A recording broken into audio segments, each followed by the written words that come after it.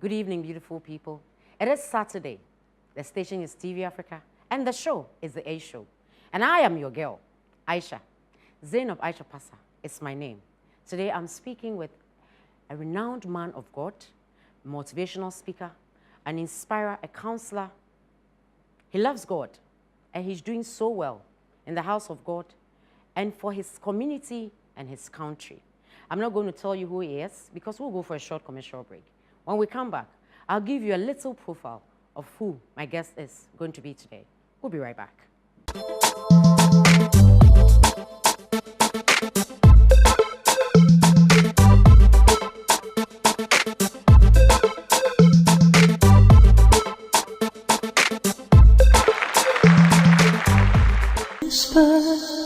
Sawokai Dahlia Perfumes. Ghana Hadie. Yankwane ton authentic French perfumes designed by Paris Elysée. Sese yet the body splashes. Any deodorant types bebre abedru Ghana. Every France abrochi memu. Said ye e sham. Na ye papa na ne boda fomunti. En sutokra. Bra nebeje wodie. Sawoto perfumes, deodorant, any body splashes ewo Dahlia Beauty and Pharma. Egu hu che ankasa. Esan se eye papa. For 200 Ghana cedis ebra Dahlia. Na yen shewudwa. Dahlia Beauty and Pharma Limited, our Domis St. John's, Achimota Mall, Dine Chipe, your Grace Plaza Dynamo, Kumasi Shayen, our Naga Junction, Yebe Access Bank, Tema Community 1, TDC Traffic Light, near Janice Bridal, and Alfred Dahlia, our 054 800 5570, 054 800 5570. Dahlia Beauty and Pharma Limited, authentic French perfumes, body splashes, any deodorant, Abedru Ghana.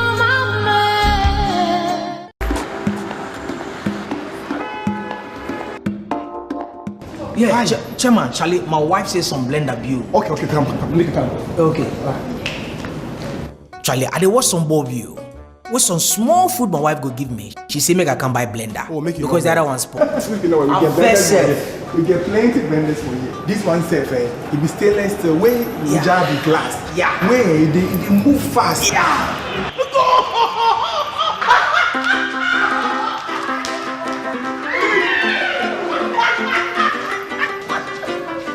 Sir, Yes, sir, no. the blender. Blend. Oh. Electroland. Get lost in the experience. Visit our most premium showroom in Africa, off the Ring Road, adjacent the Paloma Hotel. Okay, wait. Sir, please, we've closed. Oh.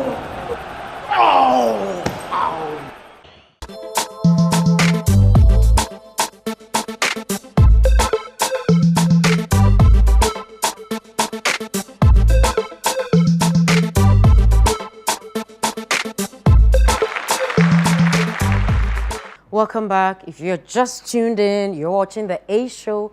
And yes, I am your girl, Aisha. Like I said in my introduction, today I'm interviewing a very, very big man, I must say. Because he's not just my head pastor. He's not just a businessman. He's not just a counselor. He's a man with different wings. We're going to be talking to him because I know that he's flying somewhere. Where? I'm not sure. But I would like to find out from him. He is the head pastor of ICGC, our temple, East Legon branch. His name is Reverend Ishmaila Awudu. Papa, you're welcome on the A Show. Thank you. So I get to hug my papa. Good to have you on the show. Yeah, please. Thank you. This meeting has been long overdue. And I'm so excited that you're able to honor our invitation today. And it's good to have you on the A Show. Thank you, Aisha. I had a tall list of introducing you to my viewers. And we're going to take it one after the other. Okay. Who you are. And I trust that by the time we're done with this interview, people would get to know you more, better, and understand the person that's Reverend Ishmaila Awudu is, basically. So today we are doing a personality profiling on this handsome man of God. Of course he is. Reverend Ishmaila Awudu. Yes. You came from an Islamic background. And so because your portfolio is that huge, I want us to start from there because most people know you as a pastor. And rightly so. You are the head pastor of ICGC, our temple. Yeah. that is where I fellowship anyway. So that's my head pastor right there. It's an honor to have him here, honestly. And so the migration from Islam to Christianity, take us through that journey a little bit. Some of us know the story, but it would be nice for those watching you, probably for the first time, to also, because when they hear the name, because I get to hear that a lot. And when you mention your name and then they're asking you, why, you know, so I need you to take us through that journey. Well, thank you, Aisha, for having me on your wonderful show, the A Show. Yeah, thank you. If I might say, it's one of the greatest shows that I enjoy, not because you are my congregation member and one of my, how will I put it? You're one of my stubborn daughters. OMG. Yeah, same here. But because I like the brand, I like the projection out there and how it's communicating to the public. And Thank you I must very much. congratulate you. Thank you very much. You and your team are doing a very, very fantastic job. Thank you very much. And, Team, thumbs up to all of you. Yes, Yay. yes, yes. Thank you. Coming back to your question, I think my parents, I'll start with my parents first. My dad is a Dagomba. Okay. Comes from Yendi. My mom is a Kotokoli. Okay. From Sogode. Well, so naturally you see where I'm coming from. So I'm a Dagomba by birth. Sure. And we're born 7. Okay. We have 3 guys, 4 ladies. Okay. I'm the last born of the family. And I remember those days my parents used to say that I blocked the way, I don't want anybody to come. Because they want to give 7 birth is to me. okay. Exactly, but they want to have more. Okay. As to why, I don't know. But along the line, I lost 4 of my siblings. Oh no. My first 2 elderly brothers passed. Then 3rd born survived. Okay. 4th born survived. The 5th born, and then we lost the 6th as well. So we lost 4 guys, 2 ladies. Oh no. And so I'm the only surviving male. Wow. Left with 2 senior ladies. Who are there now. Okay. All by the grace of God also now believers with their children. So that is how far my life has been with the family. By converting from Islam, I always tell people that I see it more as an honor and I see it more also as an encounter. Way back in school, people know me for what I do. In Nungwa, where I was actually born in cantonment. Cantonment, okay. Because of the nature of the work of my father, he was a chef. Okay. He was actually a military person with the Second World War. Oh, soldier. So he was a chef and we were brought up in that way. Okay. And then when he came back, when he was not part of the military again, after the Second World War, they deployed a lot of them and afterwards. So he continued with his chef work and all that. So that is where I got, they gave birth to me in cantonment as part of his work. Okay. So from cantonment, when I was a little young, they moved to Nungwa, where I grew up. So I grew up more or less in Nungwa. In Nungwa. Mahiami, that is how you call it. So when I was coming in, I even saw Niablo. Yes. Niablo knows me very well. Okay. Because we all grew up in the same area, playing football. All right. And all those things. We get in depth into that. All so right. with CK Akono, Richard, Kingston, Olele, and all those people. So basically when I grew up in this Islamic family, a very loving family, my uncles, my everything. So that's how the whole thing happened. I love my religion to a core when I was a Muslim. I grew up loving it. I call for Azan.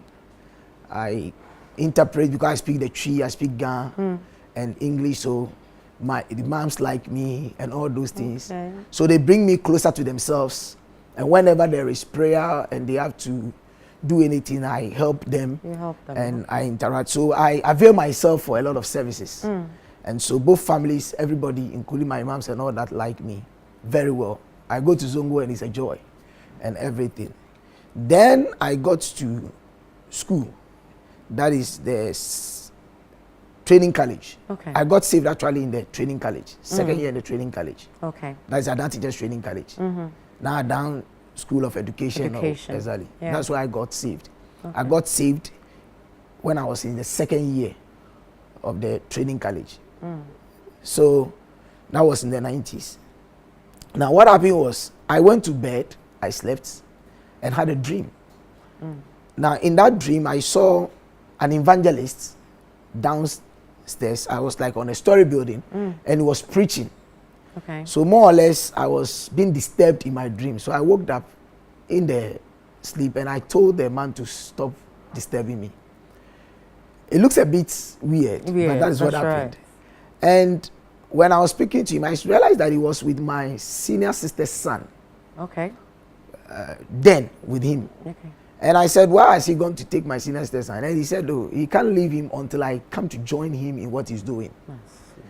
So I got angry and descended from the room and came down. When I came down, I couldn't find him. I found myself on this building going around with so many outlets. So I eventually exited from one, and I found myself on these narrow paths with gravels all over on the road. Now, quite ahead of me, I saw two people.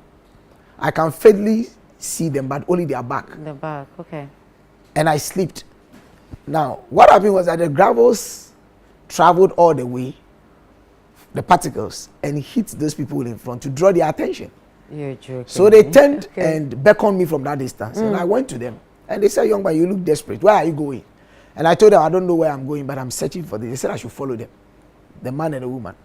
I followed them, and we entered into a church. All this is in the dream? In the dream. Okay. So when we entered into the church was packed. Everybody was seated. Service was ready to take off, but like they are waiting for someone to come in. And the whole chair was filled, but the only chair that was there was the pastoral chair for me. So when I entered, they handed over that chair to me. Then the whole church applauded. And they started in earnest in service, in worship. And I woke up. Funny enough, when I got up, I was confused by the whole dream. Yeah. Then of course, we don't joke with our azan, with our ablution and all those things. So I quickly went in. After that, I have to have my salat. So I went in and took the buta, did whatever I have to do. But when I got to performance of the ablution, you can't just perform ablution.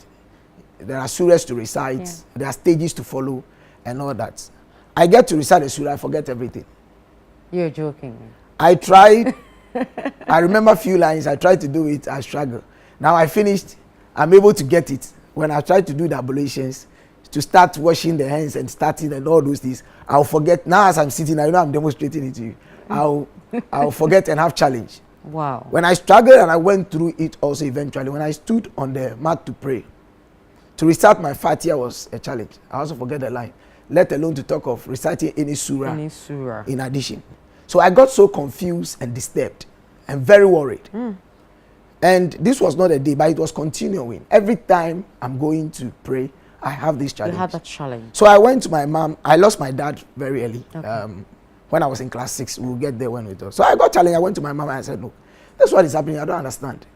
So he said, okay, take your time and sort yourself. So I went to one of my teachers. We'll call him Ustaz. So I went to him and told him that this is the problem I'm having. He also told me to take my time and then because it will pass and all those things. But the thing was intensified. It wasn't going away. And the edge was so strong.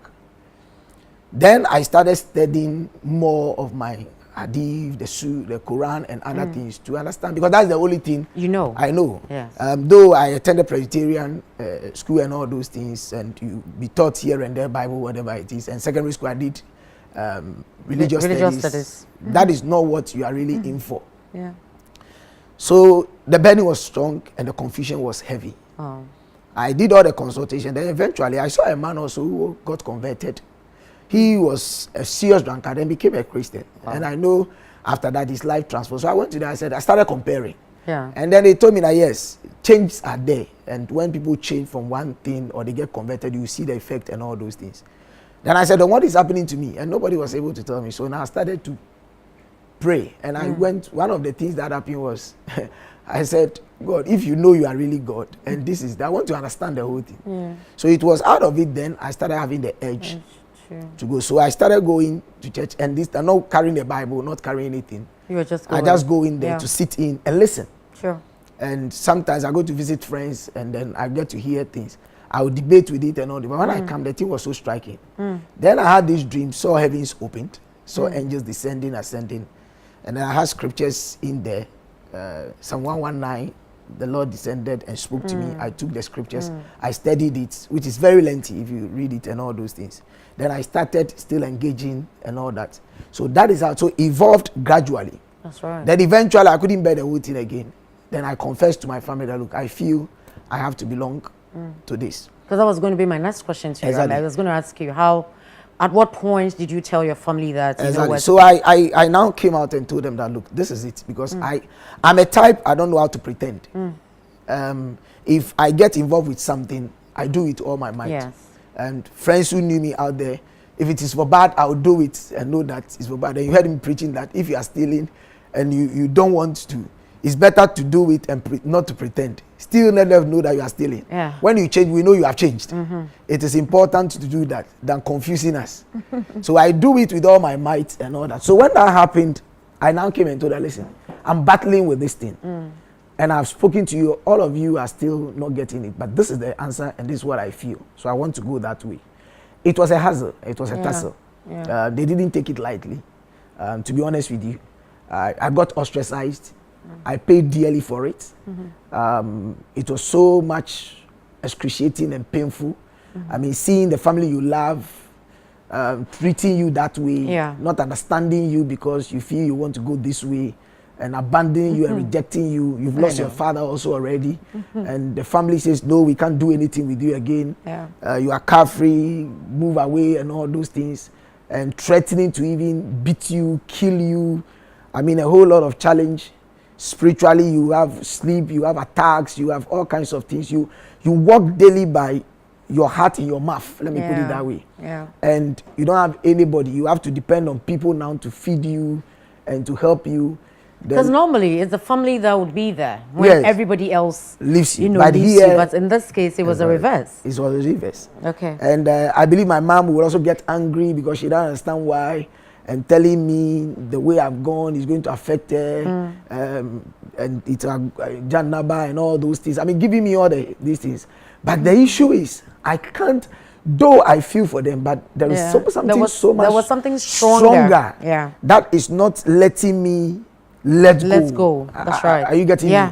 And just to follow. So I tell them that, listen, it is not about me, but I realize there is something more than me that is dragging me. If it's about me doing it, I wouldn't have naturally just moved from Islam into Christianity. That's right. I don't believe in changing religion for changing sake. No. But this was more of a compulsion, spiritual compulsion, and I moved in. So later in my study of scriptures, then I came across. And to be honest with you, I didn't understand the scriptures then. The Holy Spirit, everything you see me do now and continue doing, even from how to refine, to preach my messages, to study the scriptures, to get revelation, instruction, and everything was purely by the help of the Holy Spirit.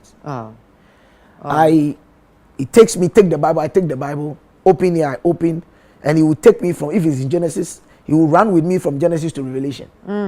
I have a whole book, and that is how it is. Take pen and paper, write this, do this. And whatever he says, I get the confirmations. That's right. I moved on and I began seeing it. So that's how he started dealing with me. Then he revealed to me in Jeremiah 1 that tells me, because when I got saved, they know that they asked me, do I know the meaning of my name? And why they give me that name? You see on my chin, there is a mark there. Typically from where I'm coming from, there's no, they don't do those things. But when they gave birth to me, there was according to the whole thing, there was a Buzanga who came, who named me, and told my dad that he should watch me because I'm going to be a great person. Nice. So based on that, they gave me that mark. Okay. Now, typically when that happened, they were not knowing, they were also looking up to me that one day I'm going to be a very serious advocate for Islam and as Imam and all those things because of how I was progressing. So it was more of a big blow to them. But I assured them and let them know that, no, I don't see change from Islam into Christianity because I see Islam as a bad religion. As many people make it seem. Exactly. But I see my conversion as God, who is the owner of everybody. Sure. And if he's the owner of everybody, and it's just like you have a farm, and you have animals, and you choose when you want to pick what. So he decides that at this point, I want to pick you from here and bring you into this place.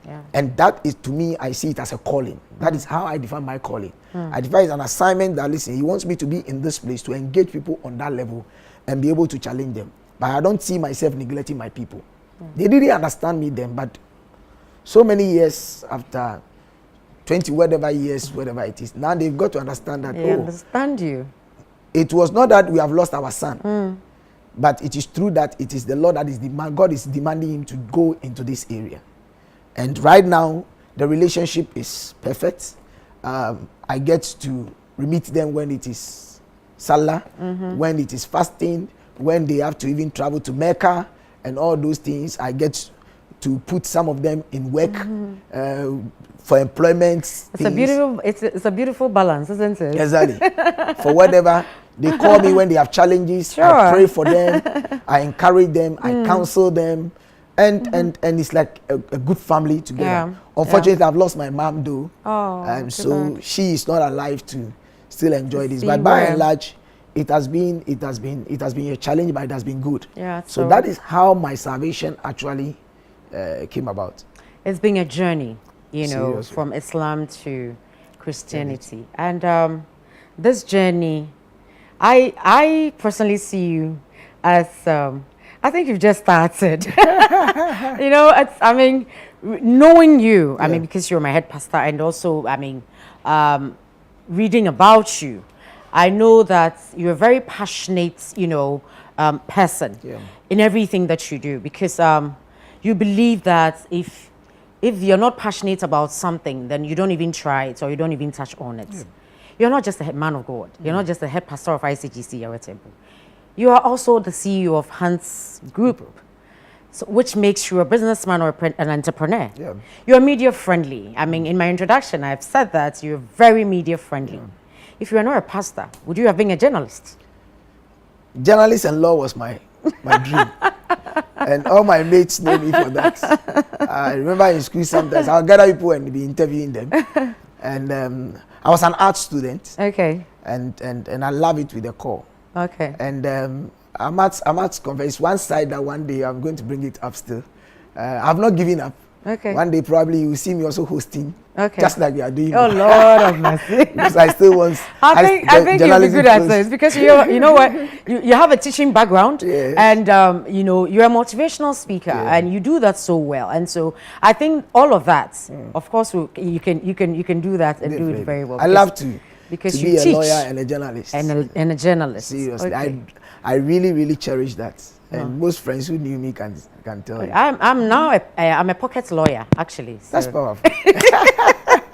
Pocket lawyers are very, very powerful. They are more than the lawyers themselves. Yes. Anyway, Reverend Ishmaila, I know that you love to read. Yeah. I mean, if I'm asking you what you're passionate about, I'm sure that's one of the things that you're passionate about will be reading. Yeah. What is with you and reading? Reading makes us a man. Okay. And it takes informed minds to rule their world. The most challenging thing of life is for you to live with that information. And he said in scholarly writing that you don't deal with emotions, you speak with evidence. Say that again. In scholarly writing, you don't live with emotions. You don't live with emotions, but you speak with evidence. With evidence. Word.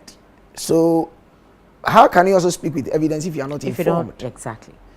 So I realized right from my childhood, growing up, though I come from a very, I must say, not wealthy, well-to-do family, because I remember growing up, even, I say people laugh, I say when I'm last in class, people might not know, because my parents will not be able to tell the difference. Tell the difference. But I challenged myself to always study. Those were the days where the furnitures are not enough.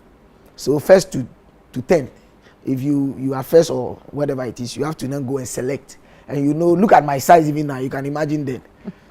So when you are going into the big ones will be eyeing if you don't, we will beat you and all those things. Yeah. But you always get to do, what do? I even borrow people's textbooks and I'll read. I stay midnight. Sometimes I can sleep around 2 o'clock a.m., 3 a.m., just researching and reading. Just yesterday, I actually found out that while some of us are sleeping, you'll be widely awake reading. Because Wigglesworth, I find that very intriguing. Exactly. Yeah. When I was growing up young, Wigglesworth made a statement, and he said that great men are people, when their compatriots sleep, they stay awake, burning the candle in the night and studying. I took it. And it stayed with me. Okay. So I study a lot. I remember those days we'll go out there playing the pranks with mates and all those things, chasing the girls out there, fooling and all that. And then they will all go to sleep after 12. When we have gone, I'll go in and lock myself and start reading. And I always read ahead of my class. Okay. When I was in school. Sure.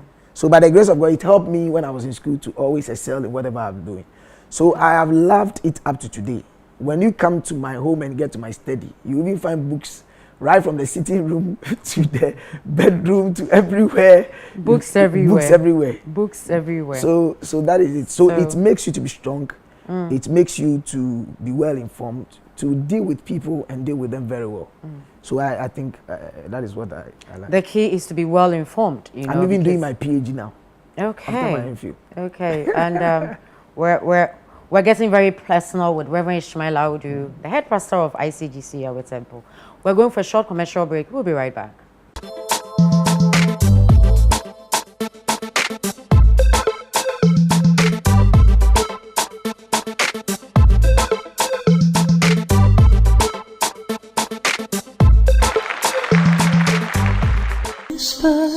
Sawukai Dahlia Perfumes, Ghana Hadie, Yankwane Ton authentic French perfumes designed by Paris Elysee. Sese yet the body splashes, any deodorant types bebre abedru Ghana. Every France abrochi memu, said ye e sham, na ya papa na ne boda fomunti. En sutokra, bra nebeje wodie. Sawoto perfumes, deodorant, any body splashes, our Dahlia Beauty and Pharma. Egu uche ankasa, esanse eye papa. For 200 Ghana cedis ebra Dahlia, na yen shewudra. Dahlia Beauty and Pharma Limited, our Domis St. John's, Achimota Mall, Dina Chipe, your Grace Plaza Dynamo, Kumasi Shayan, Awanaga Junction, Yebe Access Bank, Tema Community 1, TDC Traffic Light, near Janice Bridal, and Alfred Dahlia, our 054 800 5570, 054 800 5570. Dahlia Beauty and Pharma Limited, authentic French perfumes, body splashes, any deodorant, Abedru Ghana.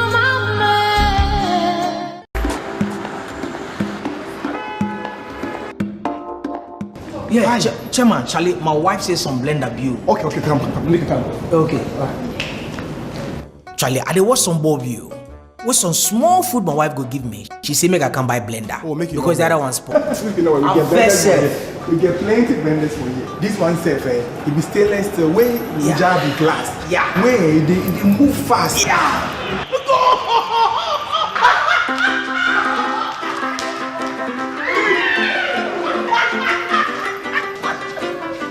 Sir. Yes, Sir. no. The blender. Blend. Oh. Electroland. Get lost in the experience. Visit our most premium showroom in Africa, off the Ring Road, adjacent the Paloma Hotel. Okay, wait. Sir, please, we've closed.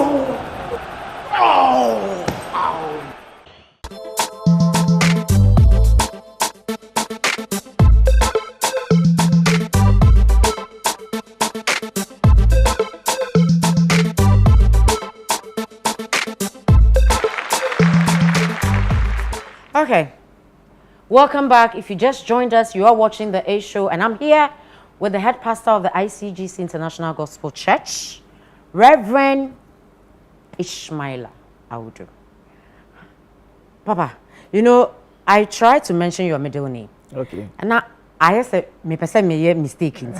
I'm very mindful of it, but I like the fact that I can shorten it to Hans. Exactly. So I'm here with Reverend Ishmaila Hans Awudu. Papa, we're having a conversation. For me, I think that you're well known. Like I said, you're very media friendly, which is very admirable. And your passion makes you go out there. And I know that a lot of people know you for what you stand for and what you do and who you are. But I think what we're doing today is just bringing you close to the people that, you know, ordinarily would never get close to you. You know, like some of us, because we get to, you know, congregate with you and, you know, get that one-on-one with you. But I also don't know everything about you, and so the things that I don't know I intend to ask basically. So we all get to know each other here today. So we're back, and I want to talk about your calling again. And you said that it was challenging, you were abandoned and everything, but something kept you going. That edge was so strong that you couldn't let go. At what point, you know, did you really decide that I'm doing this, no matter what. You know, I'm going to do this. And I'm sure that, like you know, when you were narrating your story, I asked that you said that these things happened in a dream. Yeah. So it makes it more confusing because for somebody who has not encountered God's love or God, they would find it very weird, or they would even think that you created the story. So at what point did you yourself, you know, come to the realization that this is beyond me and, you know, I needed to let myself go and, you know, go on this journey? Okay. To help your viewers understand it better, there's a difference between somebody being saved and being called That's right. into ministry. Good. Salvation comes in different forms. Where you meet somebody preaching to you and telling you about Jesus, which is the normal way, and ask you, are you born again? Are you saved? And all kind of blah, blah, blah. That's right. And some even go to the extreme of trying to compare your religion and theirs to let you make you feel maybe yours is not Less, better, or and then that, and all that, and they succeed in convincing. Others also get saved based on conviction. Okay. They can be in their room one day and decide that, look, I've lived my life to this point and I'm not ready again, and I want to let go and I want to follow Christ. Sure. Some get it, maybe they went into a church, follow somebody for a wedding or a 31st night, And they got touched. And they get saved and all that.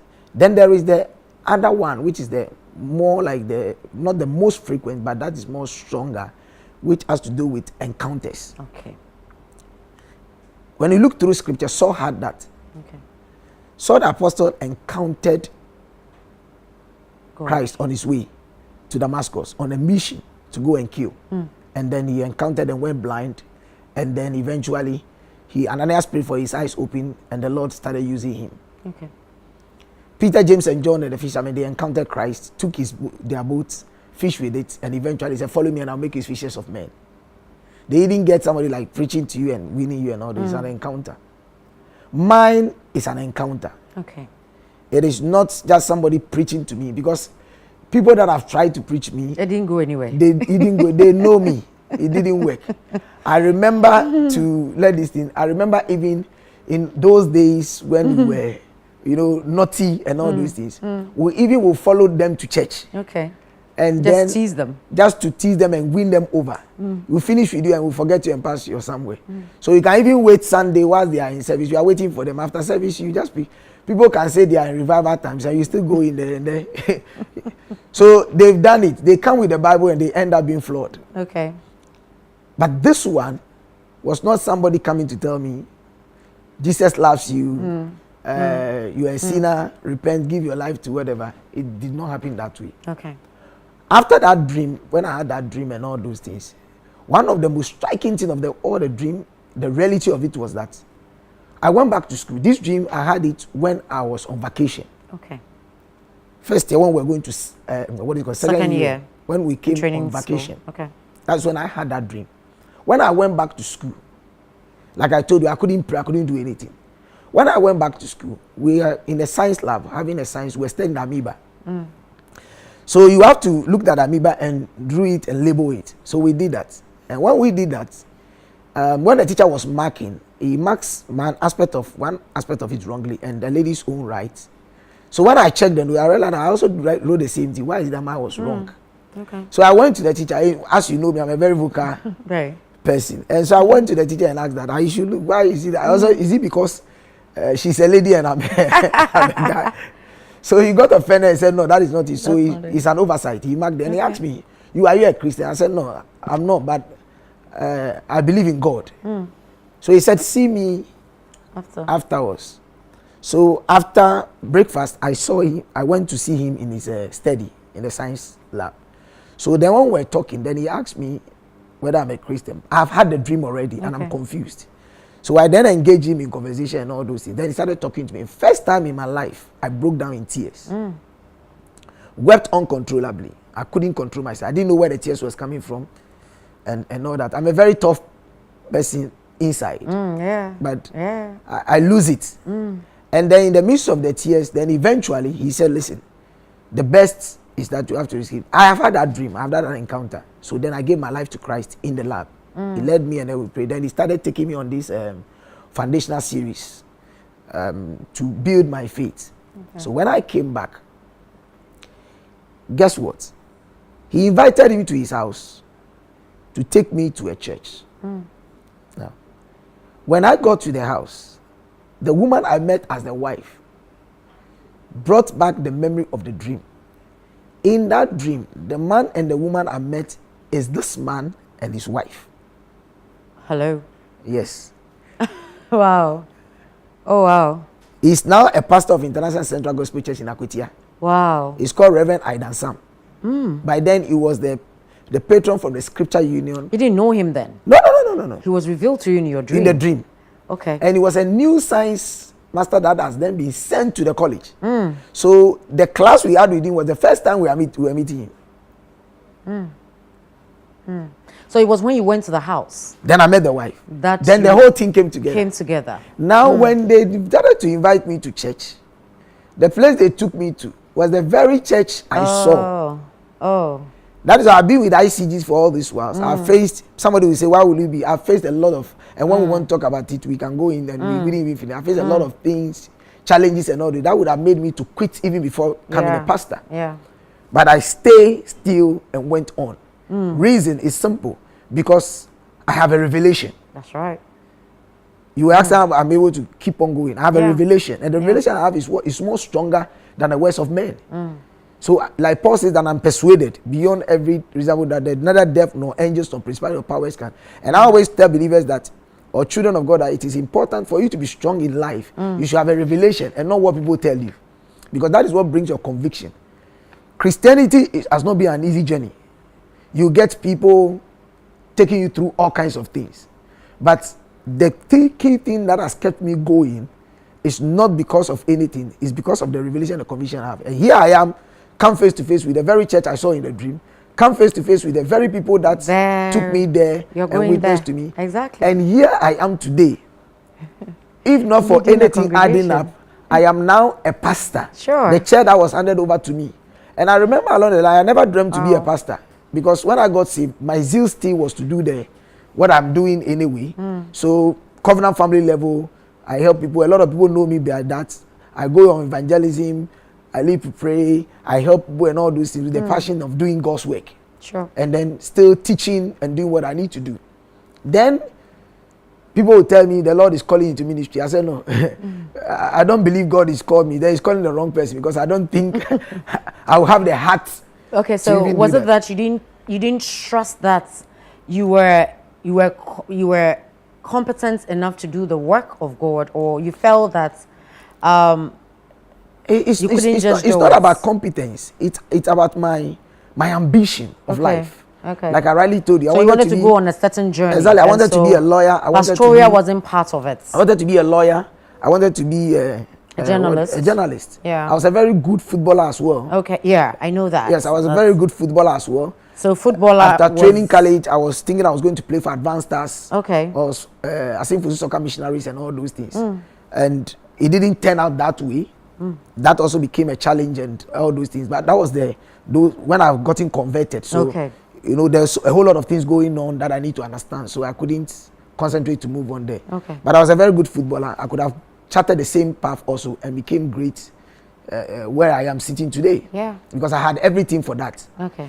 And then here I was doing very well academically. So I could have also been the lawyer and the doctor and the journalist that I wanted to be. I had those days, even way back then, those days I have engagement with OD4, those days of Vibe FM. Oh, okay. I had opportunity with Larry Benson, those days of, what do you call it? Choice FM and all those people. So that is how passionate I was. Everything I'm doing, I was pushing for it. So I went in there and I was doing, and school, at that training college, we formed for the first time, what do you call, the Adam News. Okay, yeah, okay. Where students, we came together and we were doing it in school. And Sani Dara, today, who is the communications director for GFA, that is where he also picked his gifting. He was the sports reporter for that. I see. And I was the assistant editor for the place. I see. So he comes and interviews us and all those things. So I'm not surprised to see Sani in whatever he's doing today. Okay. So I have my ambitions, and everything was working towards that until this salvation thing came in. So telling me that I'm going to be a pastor, I thought, to hell no.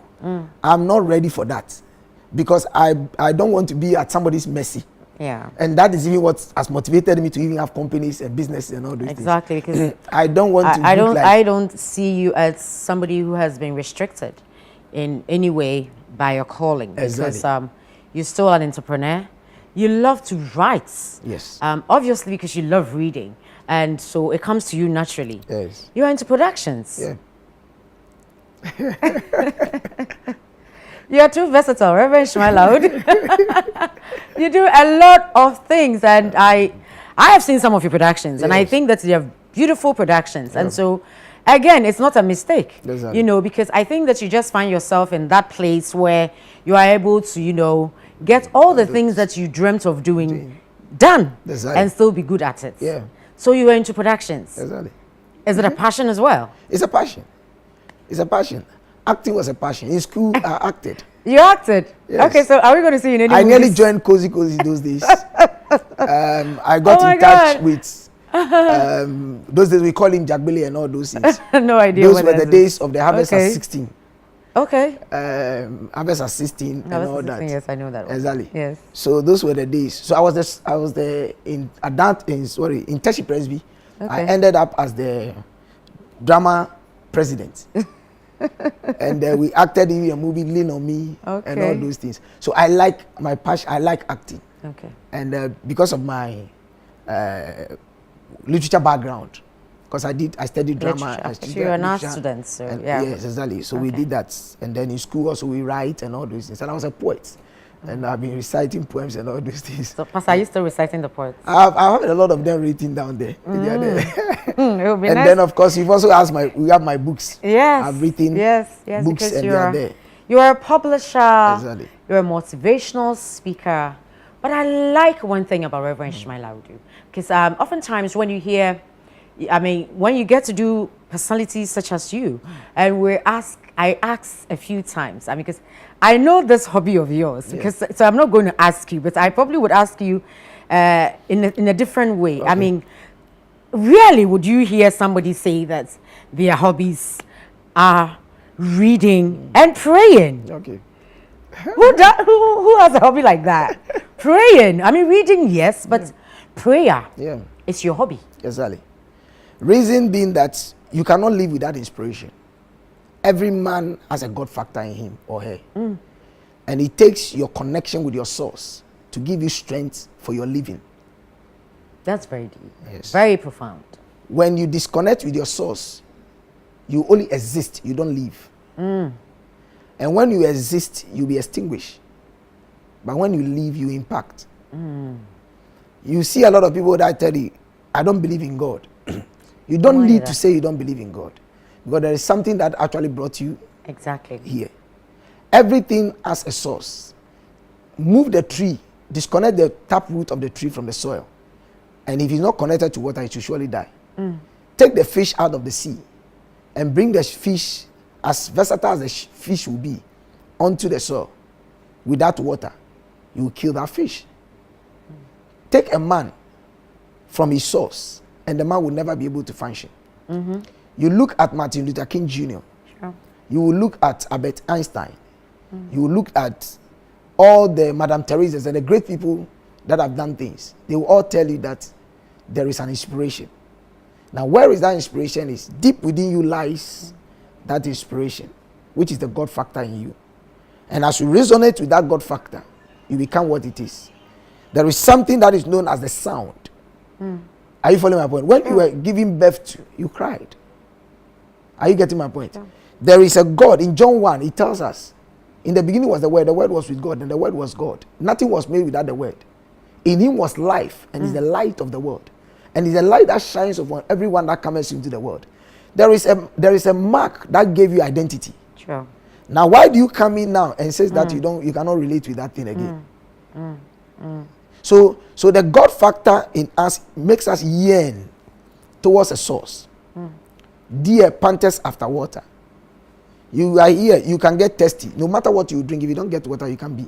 Very true. So I like praying because I draw strength for living from there.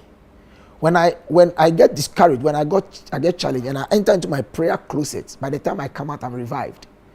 It is my prayer closet that I hear the instructions of my Lord. Some believe man was made up of 2 parts, but I believe man is made up of 3 parts. Okay. Your spirit, soul, and body.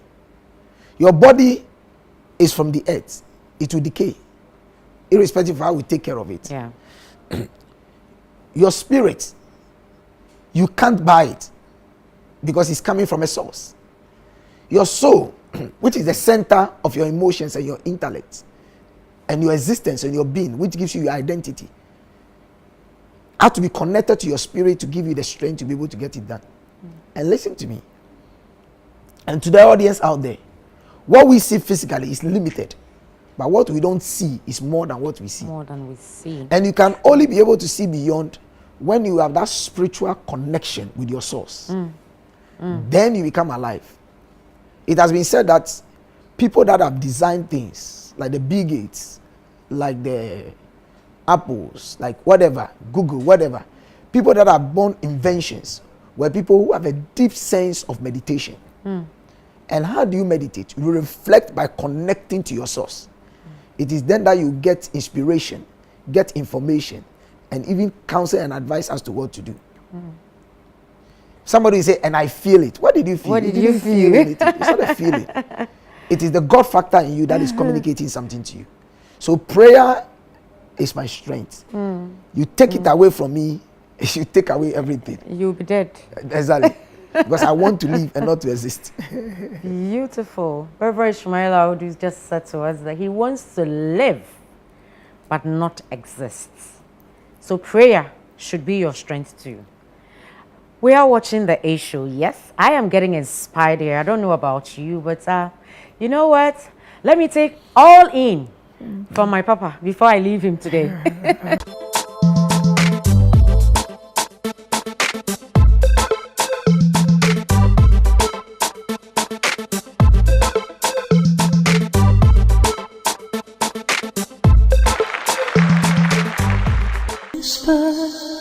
Sawokai Dahlia Perfumes. Ghana Hadie. Yankwane ton authentic French perfumes designed by Paris Elysée. Sese yet the body splashes. Any deodorant types bebre abedru Ghana. Every France abrochi memu. Said ye e sham. Na ye papa na ne boda fomunti. En sutokra. Bra nebeje wodie. Sawoto perfumes, deodorant, any body splashes ewo Dahlia Beauty and Pharma. Egu hu che ankasa. Esan se eye papa. For 200 Ghana cedis ebra Dahlia. Na yen shewudwa. Dahlia Beauty and Pharma Limited, our Domis St. John's, Archimota Mall, Dine Chipe, your Grace Plaza Dining, Kumasi Shayen, our Naga Junction, Yebe Access Bank, Tema Community 1, TDC Traffic Light, near Janice Bridal, and Alfred Dahlia, our 054 800 5570, 054 800 5570. Dahlia Beauty and Pharma Limited, authentic French perfumes, body splashes, any deodorant, Abedru Ghana.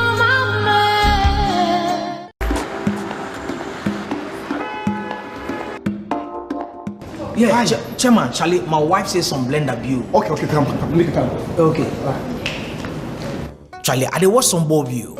With some small food my wife go give me. She say make I come buy blender. Oh, make it because the other one spoil. You know what, we get First blenders for you. We get plenty blenders for you. This one safe, it be stainless steel, way you jar be glass. Yeah. Way they move fast. Yeah.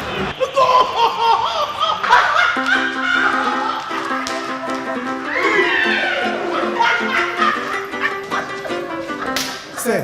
Yes, sir. The blender. Blend. Oh. Electroland. Get lost in the experience. Visit our most premium showroom in Africa, off the Ring Road, adjacent the Paloma Hotel. Okay, wait. Sir, please, we've closed.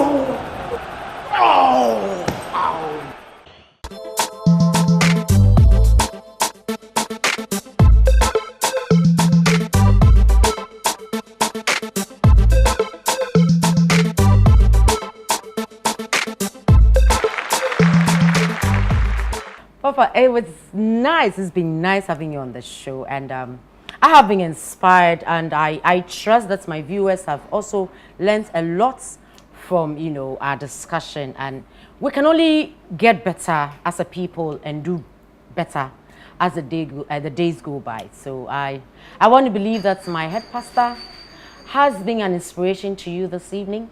If he hasn't inspired you in any way, I trust that he's informed you, you know, and his closing remarks to the youth was awesome.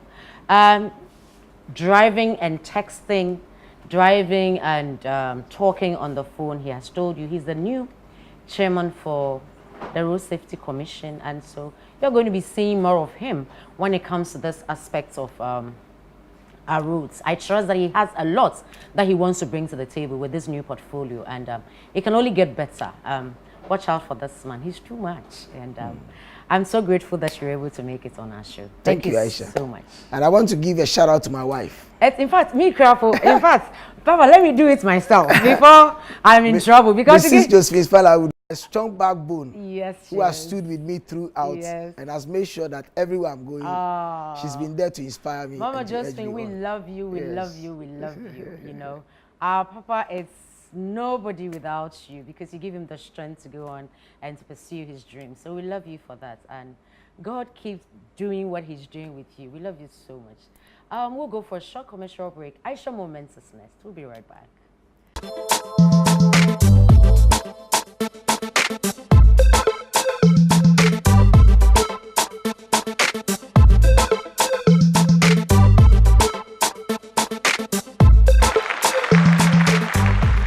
Time for Aisha Moments, and yes, we came.